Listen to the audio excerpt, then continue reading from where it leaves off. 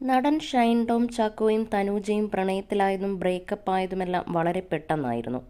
പുതിയ സിനിമയുടെ പ്രൊമോഷൻ പരിപാടികളെല്ലാം കൂടെ കൊണ്ടുവന്ന് ഷൈൻ ടോം ചാക്കോ തന്നെയാണ് തനൂജയെ മാധ്യമങ്ങൾക്ക് പരിചയപ്പെടുത്തിയത്. ഇതെന്റെ പെണ്ണാണെന്ന് പറഞ്ഞ് പരിചയപ്പെടുത്തിയായിരുന്നു ഇതിന്റെ തുടക്കം. അധികം വൈകാതെ ഇരുവരുടെയും വിവാഹ നിശ്ചയവും കഴിഞ്ഞു. എന്നാൽ ആരാധകരെ ഞെട്ടിച്ചു വളരെ പെട്ടെന്ന് തന്നെ ഇവർ വേർപിരിയൽ വാർത്തയും പങ്കുവച്ചു.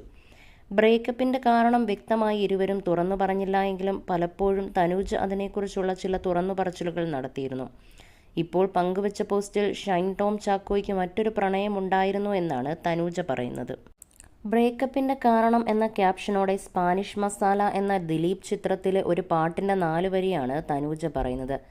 ചെല്ലച്ചെറുവരികൾ കവിയെ മോഹിച്ചു, കവിയോ കവിതയ്ക്കുള്ളിൽ മറ്റൊരു പ്രണയം സൂക്ഷിച്ചു. കൈതപ്പൂ മൊട്ടോ നദിയെ സ്നേഹിച്ചു, ഒഴുകിപ്പോകും നദിയോ നീലക്കടലെ പ്രാപിച്ചു എന്നാണ് വരികൾ.